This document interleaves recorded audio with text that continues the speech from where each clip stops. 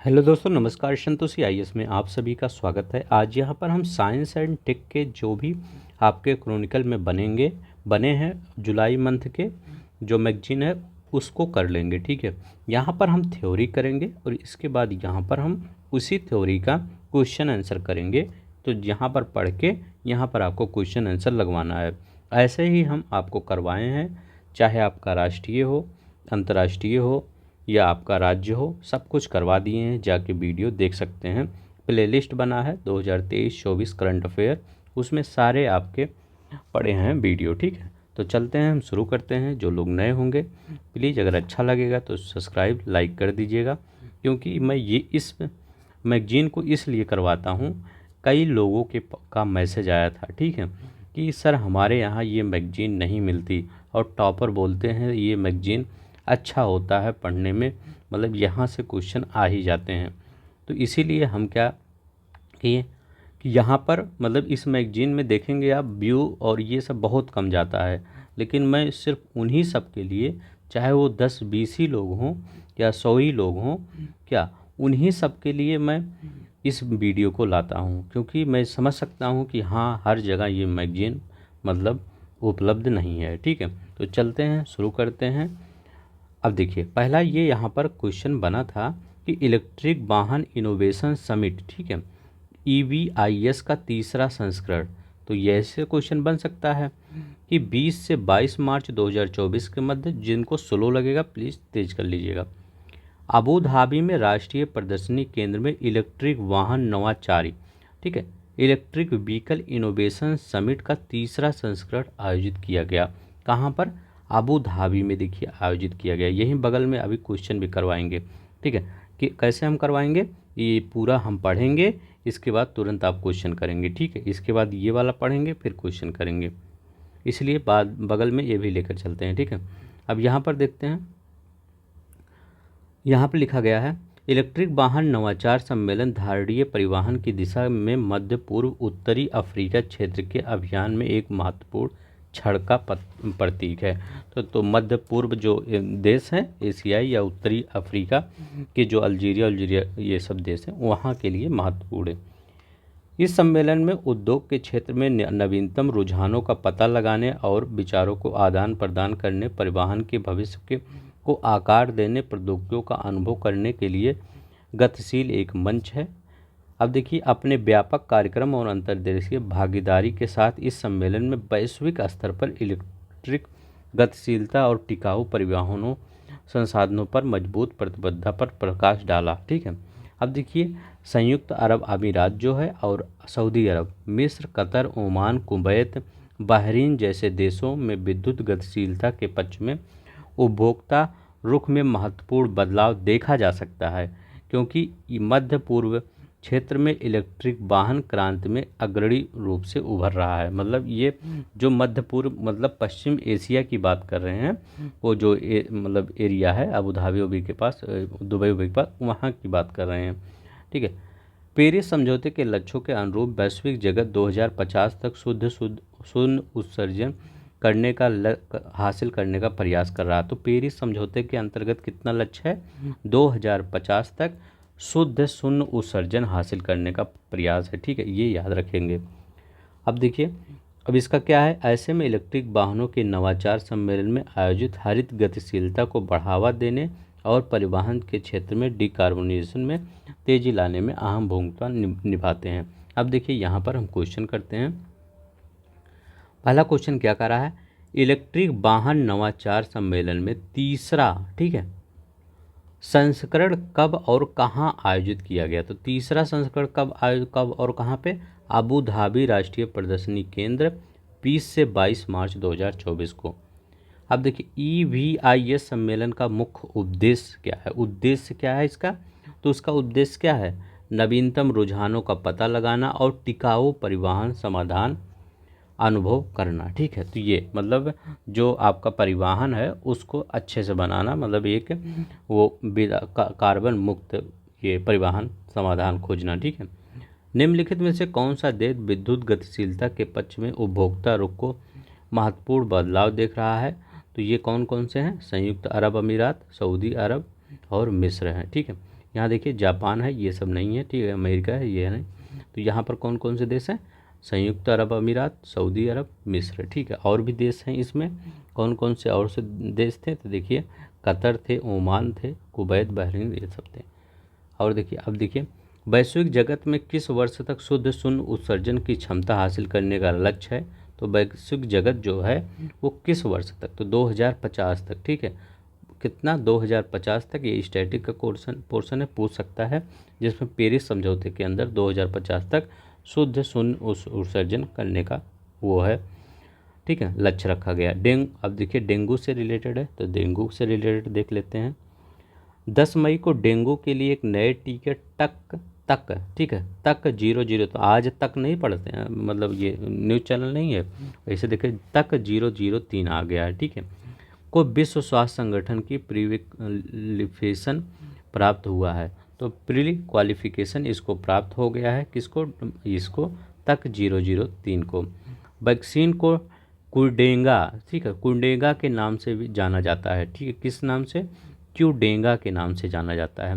यह pharma company स्नोफी pasture, याद रखिएगा, स्नोफी पास्चर द्वारा विकसित डेंगवेसिया को CVD-TD के बाद WHO द्वारा प्री क्वालिफिकेशन प्राप्त करने वाली दूसरी वैक्सीन है, ठीक है। तो पहली ये थी, दूसरी ये है। टकेडा, याद रखिएगा, टकेदा द्वारा विकसित तक 003 एक जीवित क्षणित टीका है, लाइव अटेन्यूएटेड वैक्सीन है, याद रखिएगा, जीवित क्षणित टीका है, लाइव अटेन्यूएटेड वैक्सीन है। डेंगू के कारण बनने वाला वायरस और 4 सीरोटाइप के संक्रमण शामिल हैं, तो 4 सीरोटाइप के संक्रमण इसमें शामिल हैं। टीका 2 खुराक में प्रदान किया जाता है, जो सभी 4 प्रकार के डेंगू से सुरक्षा प्रदान करती हैं, मतलब जो चारों प्रकार है सबसे सुरक्षा प्रदान करती है। अब देखिए WHO द्वारा डेंगू की उच्च दर होने वाले जो मतलब क्षेत्र में 6 से 16 वर्ष की आयु के बच्चों में सिफारिश की गई है। दिनों से पता चल रहा टकेडा का टीका लोगों के डेंगू पे अस्पताल में भर्ती रोकने के लिए 84% और लक्षणों को रोकने के लिए 61% कारीगर है, ठीक है। चलते हैं नहीं, तक 003 टीका किस नाम से जाना जाता है? तो ये क्यूडेंगा के नाम से जाना जाता है। देखिए तक टीके का किसने विकसित किया? तो किसने विकसित किया? तो ये किसने किया? सनोफी पास्चर, ये देखिए सनोफी पास्चर द्वारा विकसित है ना, सनोफी पास्चर द्वारा विकसित है। तक 003 टीका एक प्रकार है, तो ये किसका एक प्रकार है? तो जीवित क्षणित टीका है, ठीक है, जीवित क्षणित टीका जिसे लाइफ अटेन्यूएटेड वैक्सीन है ये। WHO ने डेंगू उच्च दर वाले किस आयु वर्ग के बच्चों के लिए तक 003 उपयोग की सिफारिश की है? तो कितने? 6 से 16 वर्ष के बच्चों के लिए। अब देखिए रॉकेट इंजन का क्वेश्चन है कुछ। देखिए इसरो द्वारा रॉकेट इंजन का सफल परीक्षण किया गया, तो ये किसके द्वारा? इसरो के द्वारा एडिटिंग मैन्युफैक्चरिंग प्रौद्योगिकी के माध्यम से। कौन सी? एडिटिव मैन्युफैक्चरिंग टेक्नोलॉजी के माध्यम से तरल रॉकेट इंजन सफलतापूर्वक किया गया। तो ऑप्शन में दे सकता है कि ये तरल जो रॉकेट इंजन, इसका परीक्षण किसके द्वारा? तो इस किसके द्वारा किया गया? इसरो के द्वारा। हो सकता है आपको उसमें वो वहाँ DRDO के द्वारा दिया जाए।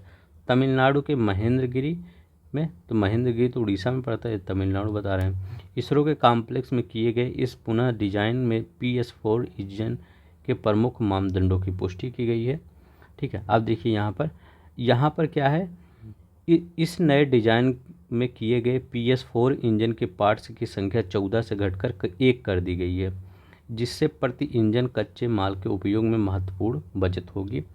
एडिटिंग मैन्युफैक्चरिंग टेक्नोलॉजी औद्योगिक उत्पादन में 3D प्रिंटिंग के उपयोग को करने की प्रक्रिया है। 3D प्रिंटिंग एक ऐसी प्रक्रिया है जो परत दर परत त्रिया में वस्तुओं को बनाने और कंप्यूटर निर्मित डिजाइन में उपयोग करती है। अब देखिए PS4 इंजन का निर्माण भारत में विप्रो 3D नामक निजी कंपनी द्वारा किया गया है। अब देखिए इसरो ने 9 मई 2024 को प्रौद्योगिकी के माध्यम से तरल रॉकेट इंजन का सफलतापूर्वक परीक्षण किया। तरल रॉकेट, ठीक है। तो एडिटिंग मैन्युफैक्चरिंग, यह नया इंजन PS इंजन कहाँ पर परीक्षण किया गया? तो महेंद्रगिरी। नए डिजाइन में किए गए PS4 इंजन में पार्ट संख्या 14 से घटाकर कितनी कर दी गई है? तो 1 कर दिया गया है। नए PS इंजन का किस कंपनी द्वारा? तो विप्रो 3D द्वारा किया गया।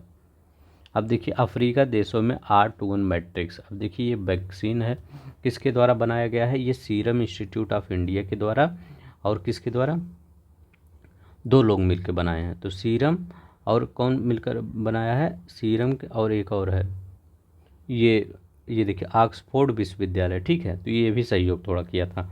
अब देखिए विश्व स्वास्थ्य संगठन WHO के अनुसार अफ्रीकी देशों में करीब 5 लाख बच्चे हर वर्ष मलेरिया से मृत्यु हो जाती है, जो कम लागत उच्च प्रभावकता वाली R21 मैट्रिक्स वैक्सीन, याद रखिएगा R21 matrix M vaccine Novavax के सहायक तकनीक का लाभ उठाते हुए ऑक्सफोर्ड विश्वविद्यालय SII मतलब सीरम इंस्टीट्यूट ऑफ इंडिया द्वारा विकसित किया गया है।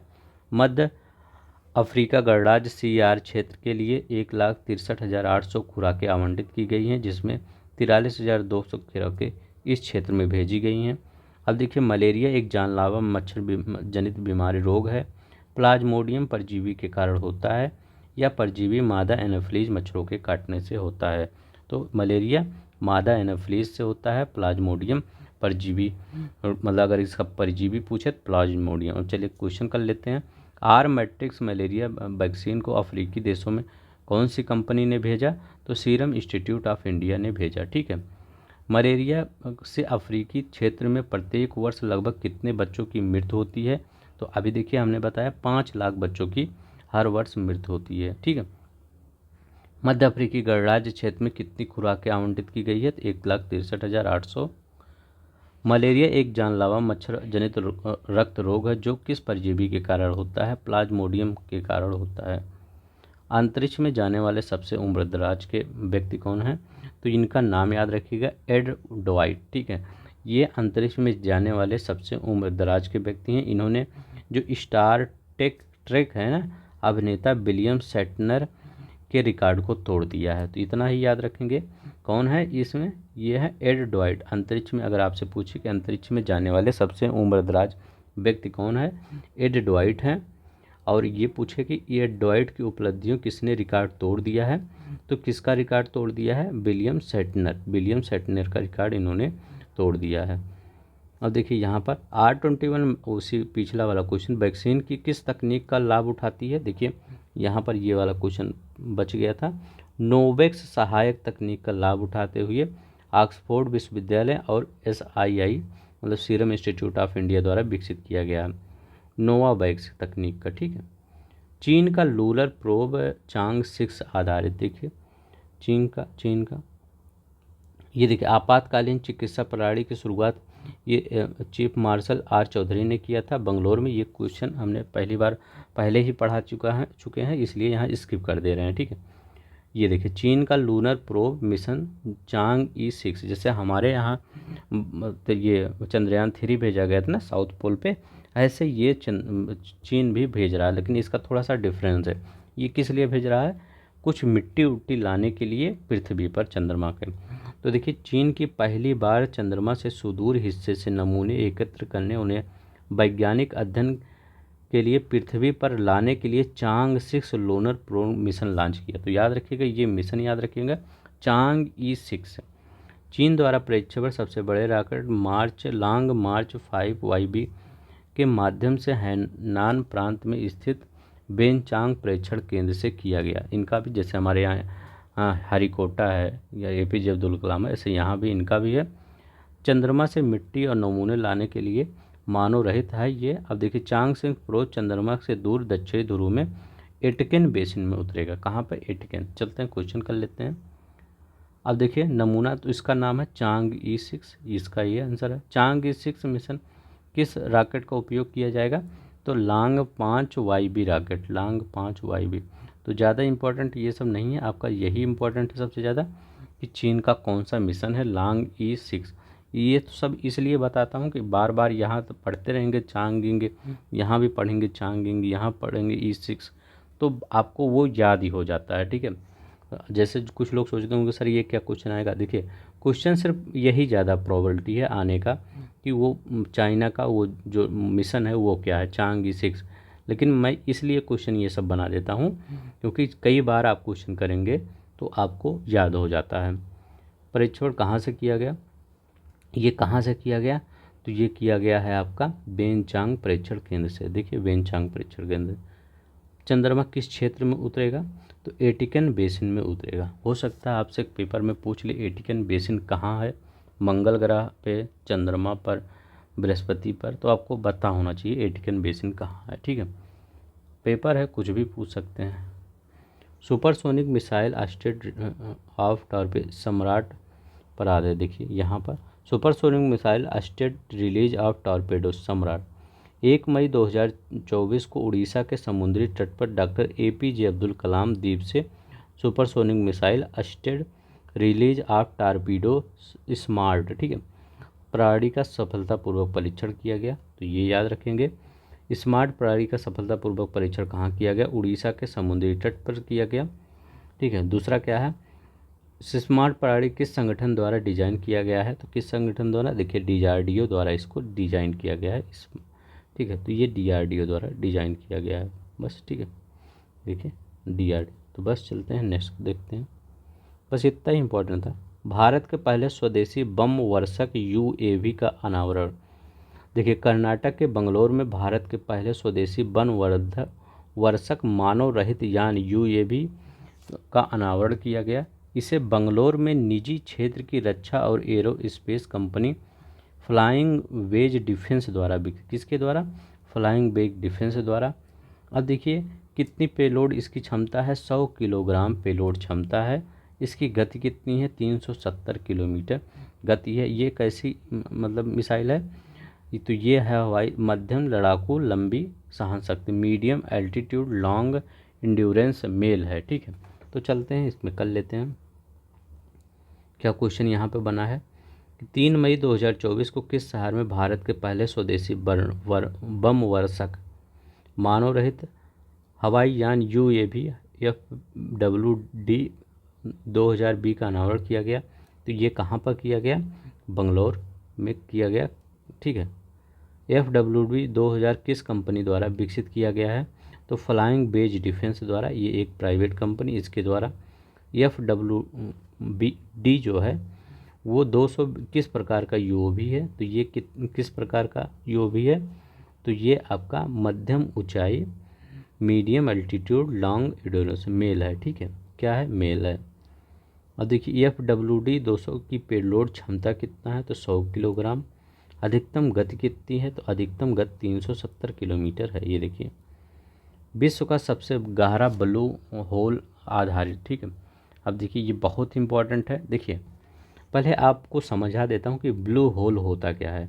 जैसे ये समुद्र है, मान लीजिए पूरा समुद्र है, तो समुद्र का ये जो किनारा होता है, यहीं पर जो चट्टानें होती हैं किनारे पर ज़्यादा ब्लू होल होता है। ये चट्टानें किनारे पर धंस जाती है, इतना ज़्यादा धंस जाती है कि बहुत एक लंबा होल बन जाता है। ठीक है, कभी कभी नदी के किनारे गए होंगे, देखे होंगे, नदी के किनारे बहुत जो मिट्टी जो एकदम धंस जाती है तो वहाँ पर एक होल बन जाता है, तो पानी वहाँ पर ऐसे ऐसे घूमता है। ठीक है, वैसे ये होता है और कुछ नहीं होता। ठीक है, अब देखिए फ्रंटियर इन मरीन साइंस नामक जर्नल में प्रकाशित अध्ययन के अनुसार मेक्सिको के समुद्र वैज्ञानिकों की एक टीम ने इस बात की खोज की कि तामजा ब्लू होल विश्व का सबसे गहरा ज्ञात ब्लू होल अभी तक का ज्ञात जल के नीचे विश्व का गहरा सबसे सिंक होल था। ये कहाँ था?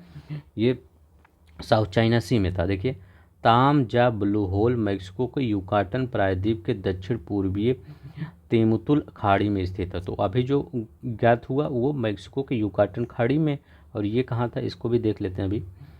ये सॉरी, विश्व का सबसे सिंक होल। ठीक है, विश्व का सबसे गहरा सिंक जो होल है, तो यही सिंक होल मतलब ब्लू होल को ही सिंक होल कह रहे हैं। वो जो आपको साउथ चाइना सी में दिखा रहे हैं तो वो उसका नाम है संसायोगेन ब्लू होल, संसायोंगले ब्लू होल, वो साउथ चाइना सी में है। ठीक है, अभी तक वो सबसे ज़्यादा, उसको क्या कहा जाता था? ड्रैगन के नाम से भी जाना जाता था वो। लेकिन जो अभी खोज हुआ इसकी मतलब गहराई और ज़्यादा है। तो इसकी गहराई 1380 फीट 420 मीटर, सोचिए कितना गहरा है। अब देखिए पहले कौन सा संसा योगेन ब्लू होल था, तो यही आपसे पूछेगा इसकी गहराई शिकागो के ट्रम्प टावर जो है ऊंचाई मतलब इसकी ऊंचाई से की जा सकती है, ठीक है, जो इसकी जो अभी मिला है। तो आप इसमें इतना याद रखेंगे। अब देखिए ब्लू होल क्या होता है। ब्लू होल जल के अंदर एक सिंक होल होता है। ये तब बनते हैं जब चट्टान जल के कारण अक्षय से नष्ट हो जाती है और फिर ढह जाती है, जिसके फलस्वरूप एक बड़ा छिद्र बन जाता है। ब्लू होल भारी ऊर्ध्वाधर गुफाओं के समान होता है जो तटीय क्षेत्रों में पाया जाता है। ब्लू होल उन क्षेत्रों में बनते हैं जहां मूल चट्टान, चूना पत्थर, संगमरमर, जिप्सम, घुलनशील सामग्री से मतलब जैसे चूना पत्थर ये सब ज़्यादा घुलते रहते हैं, तो वहाँ पर क्या होता है, धंस जाते हैं, ठीक है। वो मतलब पूरा लेके ढह ही जाता है जो चट्टान होता है, ठीक है, कमज़ोर हो जाता है, ढह जाता है, तो वही होता है सिंक होल, ब्लू होल। तो ब्लू होल अगर आपसे पूछे तो आप मछली मत बताइएगा कि ये मछली है एक प्रकार की, ठीक है, मछली नहीं है, एक एक खाई है, एक सिंक होल है, ठीक है। अब आपको समझ में आ गया होगा। चलते हैं क्वेश्चन कर लेते हैं, ठीक है। तो चलते हैं देखते हैं क्वेश्चन। क्वेश्चन क्या आ रहा है, विश्व का सबसे गहरा हाँ, विश्व का सबसे गहरा, एक मिनट, हाँ रेड ले लेते हैं, गहरा ब्लू होल पर आधारित पर तामजा ब्लू होल किस देश के तट पर स्थित है। तो किस देश के, ये मैक्सिको के तट पर स्थित है।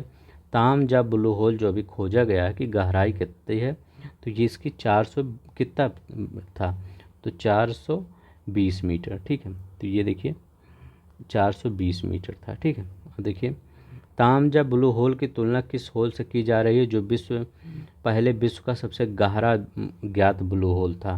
तो वो था संसायोगेन ब्लू होल जो था साउथ चाइना में, ये पहले सबसे गहरा था, ठीक है। अब देखिए यहाँ पर देख लीजिएगा। और अब चलते हैं नेक्स्ट क्वेश्चन। ये देखिए ये भी मतलब ये मतलब ब्लैक होल प्रणाली में उच्च ऊर्जा एक्सरे मॉड्यूल, ये भी क्वेश्चन में पहले पढ़ा चुका हूँ, ठीक है, इसीलिए यहाँ नहीं पढ़ाया था, ठीक है। एक वीडियो पॉज करके पढ़ लीजिएगा, देखिए, ठीक है। तो ये मतलब भारत के द्वारा ही हुआ है, पहले पढ़ा चुका हूँ। तो अब देखिए ये देखते हैं बाह ग्रह 55 कैनर्की ई। तो कैनर्की ये क्या है, अब देखिए ये क्या है। अब मैं आपको एक थोड़ा सा मतलब थ्योरी में बता देता हूँ। हमारे वायुमंडल में एक चट्टान है, ठीक है, एक ग्रहाई चट्टान है, उस पर थोड़ा सा वायुमंडल का वातावरण मिला है, ठीक है। और ये क्या कहलाता है, ये जैसे हमारे पृथ्वी है सूर्य का चक्कर लगाती है, ये 55 कर्ण की। अब देखिए ज्ञात 5 ग्रहों में से कर्क तारा मंडल के में सूर्य के समान तारे हैं और 55 कर्की की परिक्रमा करते हैं, ठीक है। पृथ्वी से लगभग 2 गुना व्यास है, पृथ्वी से ये बड़ा है, थोड़ा अधिक घनत्व के साथ इस ग्रह के सुपर अर्थ के वर्गीकृत किया। मतलब अगर इसको देखा जाए तो वैज्ञानिक सोच रहे हैं ये भविष्य में एक सुपर अर्थ हो सकता है, ठीक है। अब देखिए 55 क्रेनके को जैनसन के नाम से भी जाना जाता है। हमारे सौरमंडल में बाहर किसी चट्टानी ग्रह में वातावरण के अस्तित्व का अब तक सबसे अच्छा प्रमाण मिला है, ठीक है।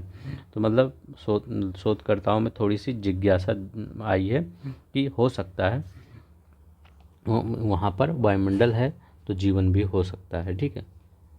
अब देखिए नासा के शोधकर्ताओं ने 2024 में के टेलीस्कोप द्वारा करके बाह ग्रह क्रेनकी ई के आसपास वायुमंडलियों का पता लगाया है। कह रहे हैं किस टेलीस्कोप से, तो किस टेलीस्कोप से पता लगाया है, तो ये कह रहे हैं जेम्स वेब टेलीस्कोप, तो जेम्स वेब टेलीस्कोप से पता लगाया है। बाह ग्रह 55 क्रेनकी किस नाम से जाना जाता है, तो ये पहले जाना जाता है जैनसन के नाम से भी जाना। तो बाह ग्रह 55 क्रेनकी किस तारामंडल में स्थित है, कर्क तारामंडल में, ये कर्क तारामंडल में। नासा द्वारा चंद्रमा में पहला स्टेशन बनाने योजना पर, तो ये देखिए ये भी है, इसको भी मैं बता देता हूँ। देखिए नासा सोच रहा है जो 2030 का दशक है वहाँ पर एक ऐसा इन्वायरमेंट डेवलप करना कि ताकि वहाँ से मंगल ग्रह पर जाया जा सके, मतलब एक स्टेशन बनाने की बात चल रही है, ठीक है। तो देखते हैं वही। अब देखिए वहाँ पर एक फ्लोट का नाम यूज किया जाएगा, फ्लोट। अब फ्लोट क्या होता है, देखिए फ्लोट होता है जैसे रोबोट कोई मशीनें जाती हैं तो वहाँ सोलर से क्या किया जाता है, चलाया जाता है, ठीक है। वहाँ तो बिजली होती नहीं, सोलर से चलाया जाता है। लेकिन ये फ्लोट जो होता है ये मेनली चुंबक का यूज करके चलाया जाएगा, ठीक है। जैसे एक चुम्बक, जैसे ट्रेन आप देखे होंगे, एक चुम्बक है तो चुम्बक से भी ट्रेन चल रही है, मतलब चलाने का प्रयास कर रहे हैं वैज्ञानिक। तो वैसे वहाँ पर रोबोट जो है वो चुंबक के प्रयोग से, ठीक है। अब देखिए यहीं पर दिया होगा, फ्लोट परियोजना में बिना पावर वाले चुंबकीय रोबोटों का उपयोग किया जाएगा। इसमें पावर नहीं रहेगा, सिर्फ चुंबकीय रोबोटों का यूज किया जाएगा। यह रेलवे प्रणाली नासा चंद्रमा के मंगल तक की पहल का हिस्सा है। तो मतलब ये कौन सा, नासा की मंगल तक की पहल का हिस्सा है, मतलब बनाएंगे कहाँ पर, चंद्रमा पे, लेकिन मंगल तक का है, ठीक है। तो देख लेते हैं नासा के किस पहल के अंतर्गत चंद्रमा को पहले स्टेशन बनाने की कार्य योजना है। तो नासा की चंद्रमा से मंगल पहल तक ये है, ठीक है। नासा की रेलवे प्रणाली का नाम क्या है जो चंद्रमा पर परिवहन प्रदान करेगी। तो उसका नाम क्या है, फ्लेक्सिबल लेविटेन ऑन ए ट्रैक, ठीक है, ये है। 2030 के दशक में अस्थायी चंद्रबेस के लिए फ्लोट प्रणाली महत्वपूर्ण होगी, यह क्या कहलाता है। तो ये क्या कहलाता है, रोबोटिक लूनर सरफेस ओशियन 2 कहलाता है। ये देखिए ये है, ये 5 अरब वर्ष पूर्व वायरस की, ये देखिए बहुत इंपॉर्टेंट है, ये 2-3 इधर बहुत इंपॉर्टेंट है। अब देखिए 1.5, यहाँ पे 1.5, हाँ, अरब वर्ष पूर्व विशालकाय वायरस। तो एक वायरस मिला है जो 1.5 अरब पुराना विशालकाय वायरस है। ये देखिए ये क्या था, वैज्ञानिकों का दावा है कि जो पहले पृथ्वी जैसे बनी है उसको हमको जानने में और मदद मिलेगी। ये बहुत बड़ा है, विशाल जायंट की तरह है, क्योंकि इसमें जो जीनोम है वो बहुत बड़े हैं अन्य वायरस की तुलना में, ठीक है। अब देखिए ये कहाँ पर मिला है, तो ये वायरस उस अवधि के बारे में बहुमूल्य अंतर्दृष्टि प्रदान जो पृथ्वी के एकल कोशिकाओं को बढ़ने में। अब देखिए संयुक्त राज्य अमेरिका के येलोस्टोन नेशनल पार्क विश्व का पहला राष्ट्रीय पार्क है जो 1872 में खोला गया था। तो यहीं पर जो ये वायरस है येलोस्टोन नेशनल पार्क में यहीं पर ही मिला है, ठीक है।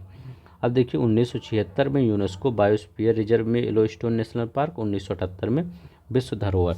तो येलोस्टोन जो नेशनल पार्क है आपको पता होना चाहिए, पहला विश्व का येलोस्टोन नेशनल पार्क है जो अमेरिका का है, और 1976 में इसको यूनेस्को और 1978 में विश्व धरोहर में शामिल किया गया। अब देखिए क्वेश्चन कर लेते हैं, हाल ही में अमेरिका की किस राष्ट्रीय पार्क को भूतापीय स्रोतों में 1.5 अरब पुराने विशालकाय वायरस पाए गए हैं।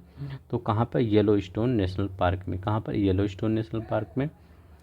अब यहाँ पर देखते हैं 1.5 अरब पुराने विशालकाय वायरस में कौन सा दावा किया जा रहा है। तो ये कह रहे हैं पृथ्वी के जीवन के निर्माण की परिस्थितियों का पता लगा सकते हैं इससे। येलोस्टोन नेशनल पार्क किस वर्ष विश्व का पहला राष्ट्रीय पार्क घोषित किया गया था।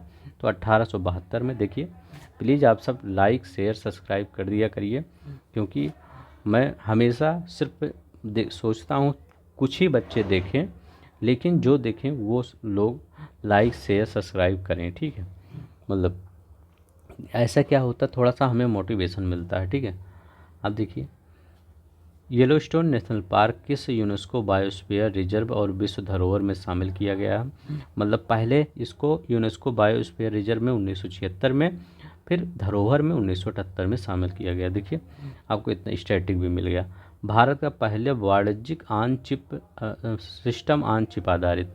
अब देखिए इसका भी मैं बता देता हूँ आपको एक अब देखिए इसका क्या मतलब था, ये है जो एक स्मार्ट डिवाइस है, ठीक है।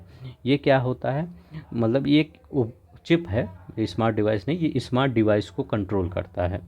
तो जैसे स्मार्ट वॉच है, स्मार्ट लॉक है, फैन, स्पीकर, जो भी होगा उसको कनेक्ट करता है, ठीक है, मतलब कंट्रोल कर सकता है।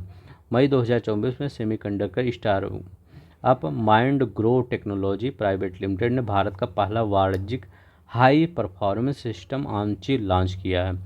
सिक्योर IoT नाम दिया गया है इसको, और ये उपकरणों को डिज़ाइन किया गया है, ठीक है।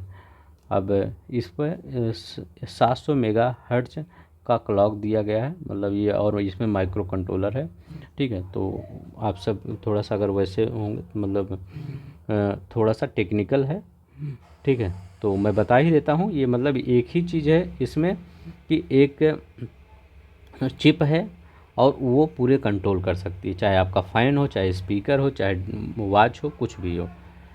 मई 2024 में भारत का पहला वाणिज्यिक परफॉर्मेंस सिस्टम ऑन चिप किस कंपनी ने लॉन्च किया है? तो ये Mind Grove Technology Private Limited ने लॉन्च किया है। इसका नाम क्या है? सिक्योर IoT नाम है। सिक्योर IoT चिप की क्लॉक स्पीड क्या है? तो 700 मेगाहर्ट्ज़ की इसकी चिप है।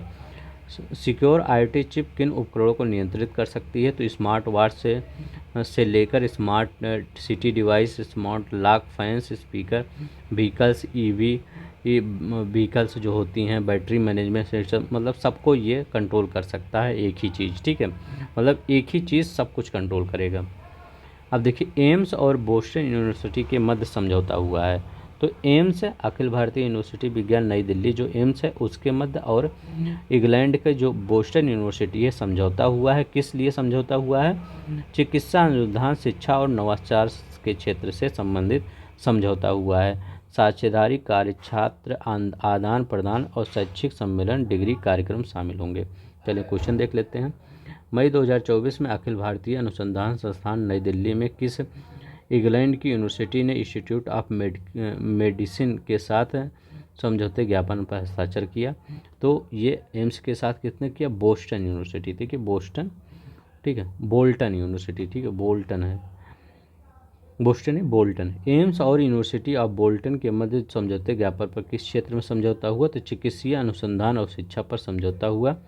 एम्स और यूनिवर्सिटी बोल्टन के बीच समझौते का कौन कौन साझेदारी गतिविधियां हैं? तो कौन कौन से? कर्मचारी या और छात्र आदान प्रदान, शैक्षिक सम्मेलन, सहयोगी डिग्री कार्यक्रम है, ठीक है। तो ये आप तीनों याद रखो, बस इतना ही था आज, ठीक है।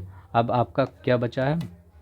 साइंस टेक हो गया है, डिफेंस बचा है, इसके वन लाइनर कर लेंगे हम, ठीक है। तो आप सब अगर नए होंगे तो अपने दोस्तों में शेयर कर दीजिए। देखिए हम यहाँ पर थ्योरी, यहाँ पर क्वेश्चन आपको याद ही हो गया होगा। एक बार और अगर देख लेंगे तो 30-31 मिनट में, अगर 2 की स्पीड में देख लेंगे तो 15 मिनट में आपका ये विज्ञान और प्रौद्योगिकी, साइंस एंड टेक खत्म हो गया, ठीक है। तो प्लीज़ जाने से पहले सब्सक्राइब, लाइक कर दिया करिए, शेयर कर दीजिए। धन्यवाद, नमस्कार, जय हिंद, जय भारत।